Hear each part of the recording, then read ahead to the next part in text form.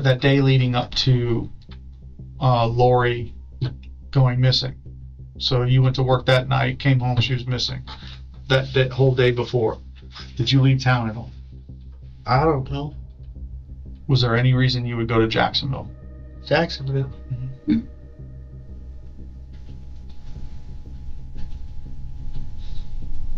Not that I can recall. Okay. Because it looks like you went just before you went to work. So you went to Jacksonville during that day and then came back, then went to work. Do you remember that? Yeah. A missing girl case that seemed simple at first quickly turned into a disturbing investigation filled with contradictions and unanswered questions. Every interview revealed something different. Every clue raised new doubts, and digital evidence slowly shifted the direction of the case. What investigators uncovered pointed to a truth far darker than expected. Behind a quiet home and ordinary routine, investigators uncovered a growing web of conflicting details that slowly pointed towards something far more disturbing. As they followed every lead, the story evolved, and each new detail drew the investigation closer to an unsettling truth.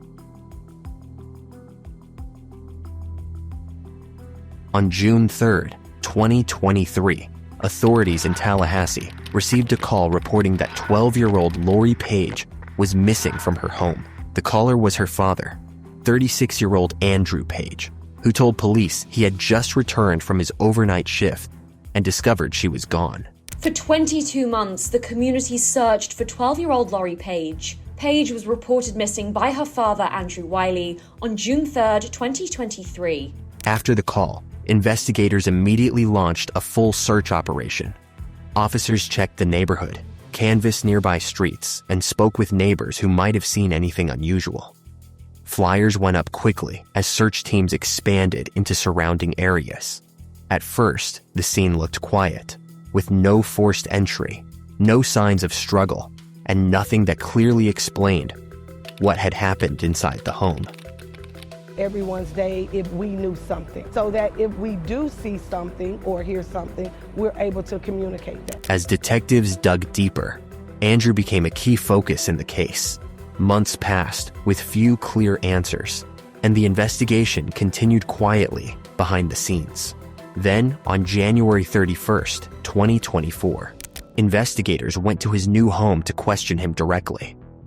During the conversation, they asked about Lori's disappearance and his movements.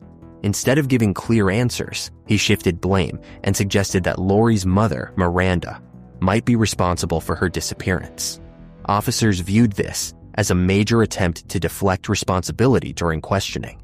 When did she first come into your custody? Which one? This last time? 22, maybe August 22. She dropped her off. She came June 22. Mm-hmm. She was supposed to come for the summer. Then, on February 19th, 2024, a call from Miranda brought new information to investigators. I texted you and I asked you what happened. Well, fucking police. Can you tell me where you work at? I would like to speak to Lorie.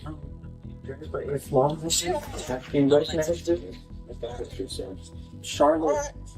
It's on camera. She said no. I would like to speak to Lorie. Talk to you. She don't feel safe around you. You are more than welcome to witness the conversation, but I would like to speak to Lorie. I wouldn't like to speak to you. Crazy ass goddamn up. Around the same time, detectives checked Andrew's seized devices and found disturbing search activity that raised red flags. With his story not matching the evidence, they called him back in for more questioning the next day. Inside, they began with simple questions, asking who Lorie spent time with and where she might go if she left on her own. Andrew still couldn't provide clear names or locations. For investigators, it stood out because most parents can quickly describe their child's close circle, especially in a missing child case. His uncertainty raised the first real concerns about his account. Anything that we can find that may kind of confirm her. Did she ever talk about any places she would go? Like, even if it was like completely, Like, oh, she's talking about going to like Paris or or some other country or some other state or something like that. Did she ever say anything like that at all? Then they asked about her behavior before she disappeared. After a couple hours during that time frame? No. Okay. The day she went missing, what do you remember about that day? I know you went to work, right? You left that the night before. That's what you originally told us. You left that night before.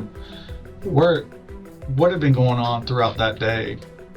When asked how Lorie could have reached him while he was on a night shift, and whether she even had his number, his answers raised even more suspicion. This lack of clarity and care made investigators question his honesty and overall involvement in the case even more. Was there any other way that Lorie could communicate with you? Did she know the number over there or anything? No? No. Is there any way you would like check on her throughout the night? No, I just assumed she was asleep. Like, it sounds bad. You feel Well, me? I Think get about it. It's just Well, like, yeah, you don't want to wake her up. I get it. Before we go any further, if you are finding this case interesting so far, don't forget to like, subscribe, and comment for more mysteries like this. The questioning then shifted to his movements in the days before the disappearance. Andrew mentioned a trip to Jacksonville, claiming he drove a friend to the airport. But when detectives pressed him for basic details like the friend's name, phone number, appearance, or address, his story kept changing each time. What stood out most was that this so-called friend had no trace anywhere except in Andrew's own words, which made the explanation feel completely unreliable. We know she started certain like internet accounts. I think she started Twitter, she started Instagram and all this stuff, but at some points you had taken her phone away. Detectives also spoke about stopping near patient first urgent care during that trip, but again said he could not clearly remember. Each missing detail created another gap in his timeline, and investigators quietly began mapping his movements against available records. He also confirmed that because of his overnight job, Lorie was often left alone late at night. As the interview continued, more troubling details came out about life inside the home. Andrew admitted he had physically disciplined Lorie using a belt in earlier days, but claimed he had stopped. However, this did not fully match what others had reported. Teachers and classmates had already noticed visible injuries on Lorie just 2 days before she vanished, suggesting the situation was more recent than he described. This mismatch between his statement and outside observations raised further doubts about the accuracy of his account. When you get home that morning and you figure out she's missing, do you call anybody or ask anybody or go looking for her any place before you call us? did I do that? Yeah. I'm not sure. I know I called the police. I know Right. when I got home, I was like, Do you remember about what time you got home?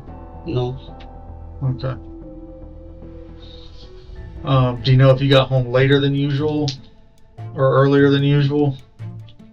It depends on the time. Mhm. Because sometimes if I do overtime, I get off a little late instead of like at 4. Yeah. It'll be like around like 11, 12. Okay.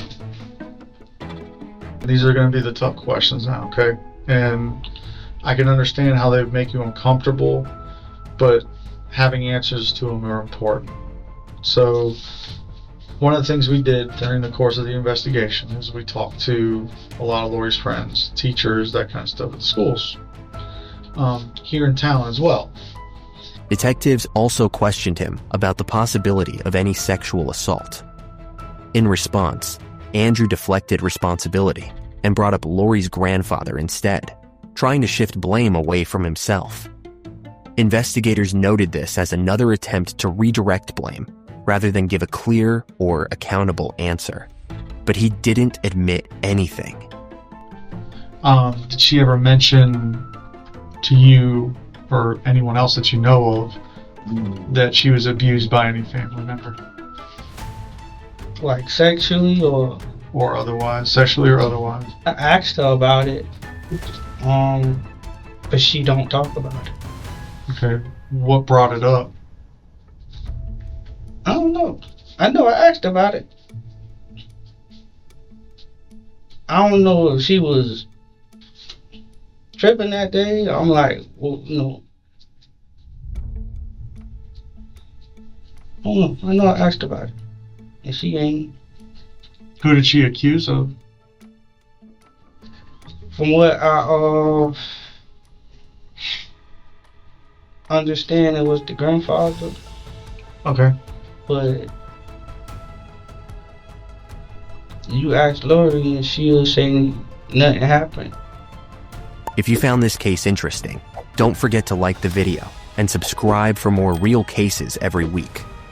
After the February 20th, 2024 interview, detectives escalated the investigation and secured search warrants for Andrew's phone, computer, and vehicle. What they found immediately caught investigators' attention. His devices showed signs of deleted data, including smashed phones and a recently replaced computer that made tracking past activity difficult. Inside his car, investigators found blood on the passenger side and door panel, later confirmed to belong to Lorie. They also noticed cleaning chemicals and missing floor mats, suggesting someone had tried to clean the vehicle. After that February 20th, 2024 interview, detectives secured search warrants for Andrew Wiley's phone, his computer, and his car. What they uncovered did not look accidental. It looked planned. There were smashed cell phones with the data wiped, a computer that had been recently replaced, making it harder to trace past online activity. Inside his vehicle, they found blood on the passenger side carpet and along the door panel. Later, testing confirmed that blood belonged to Lori Paige. Investigators also believed someone had tried to clean up. They noticed fresh cleaning chemicals in the car. The floor mats were missing. It looked like an effort to scrub away evidence, to erase what had happened. Digital evidence also revealed changes in behavior around that time. Records showed he had been missing work shifts and becoming less stable in his routine. In addition, his phone activity included searches related to remote wooded areas and places where a body could be hidden, which immediately drew attention from investigators. In February 2024, a phone was taken from his home that they say included questionable internet searches about remote bodies of water in Georgia and Alabama. Eventually, search teams focused on the wooded area, identified through phone location data. After a targeted search on April 5th, 2025, they discovered human remains hidden in a remote location. 11 days later, on April 11th, forensic testing later confirmed the remains belonged to Lori Paige, turning the case from a missing person investigation into a confirmed homicide. Until April 5th, when investigators returned to that area after a prescribed burn that cleared away the brush. A search of the area turned up Paige's remains. Following the discovery, Andrew Paige was arrested and charged with second-degree murder. Prosecutors pointed to the phone tracking, search history, and inconsistencies in his statements as key evidence that contradicted his claim that Lorie had run away. As for her father, he's currently been charged with second-degree murder. TPD is asking anyone with any information to reach out to them directly or to contact crime solvers if they want to remain anonymous. As the case moved forward, investigators continued reviewing reports from people who knew Lorie. Some accounts described concerns about her home life and possible signs of distress before her disappearance, which added further depth to the investigation. Andrew remained in custody while awaiting trial, but before the case could reach a courtroom conclusion, he died while being held in jail on June 19, 2025. His death ended the legal process, but left many questions unanswered about Lori's final moments. Since she has become the theme of my new chapter and working with kids. Ferguson says he's brought together a collection of pastors in the neighborhood to boost the number of eyes trained on safeguarding children in the community. They've already been on that wall watching of our children to make sure, and we're admonishing our congregants to do the same. Pay attention to where your children are, especially on social media, on their cell phones. The case left a deep impact on the community and pushed local leaders to speak out about child safety. Pastor Rudy Ferguson said Lori's story stayed with him and became part of his mission to protect children. Sometimes the most dangerous people are the ones we trust the most. Pay attention and recognize the warning signs. If this story shocked you, share it, stay aware, and never underestimate the signs around you. And don't forget to subscribe for more true crime stories that reveal the dark truths behind ordinary faces.